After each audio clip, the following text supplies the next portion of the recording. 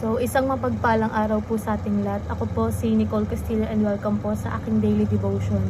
So, ang topic po natin ngayon is sufficiency of Scripture. So, the sufficiency of Scripture means that the Bible contains all the words of God was need for salvation, faith, and obedience.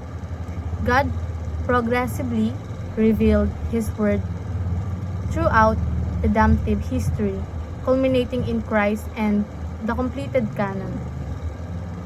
Today, Scripture is not lacking but fully equips the believer for life and guidelines.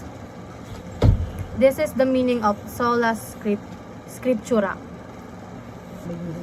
Ayon po sa Psalm chapter 1 verse 1 to 3, sinasabi dito na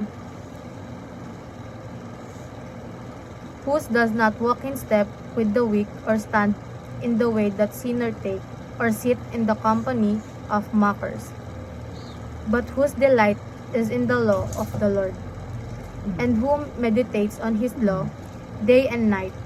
That person is like a tree planted by streams of water, which yields its fruit in season, and whose leaf does not wither, whether they do prospers. So ayon po sa ating katuruan, sinasabi po dito na the Bible is sufficient in wisdom. So ibig sabihin, lahat ng kailangan natin malaman tungkol sa tamang pamumuhay, desisyon at pagharap sa buhay ay matatagpuan sa salita ng Diyos. So hindi mo kailangan humanap sa ibang source para malaman ang tama at mali. May sapat ng karunungan sa Bible. Next is the Bible is sufficient in salvation. So, ang Biblia ay sapat para sa kaligtasan.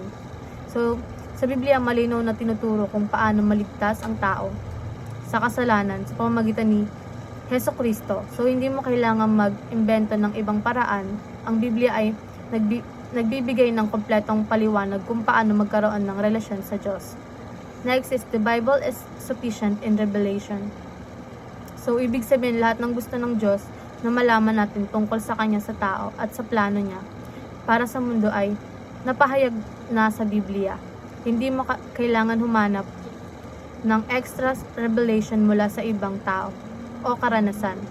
So sa applications naman po natin, dig deeper to find God's treasure. So huwag ka lang magbasa ng mabilis o pampalipas oras. Maglaan ng oras sa pag-aaral ng Bible para parang naghuhukay ka ng kayamanan, dahil bawat salita ay mahalaga at merong learnings. Next is develop a habit of applying wisdom. So, gumawa ng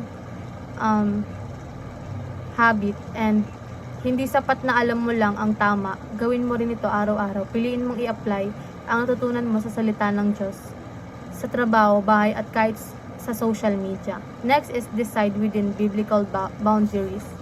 Sa lahat ng choices mo sa buhay, relationship, career, priorities, siguraduhin mong hindi lalagpas sa mga prinsipyong itinuro ng Bible. Doon ka magiging ligtas at pagpapalain. And ayun lang po, maraming salamat.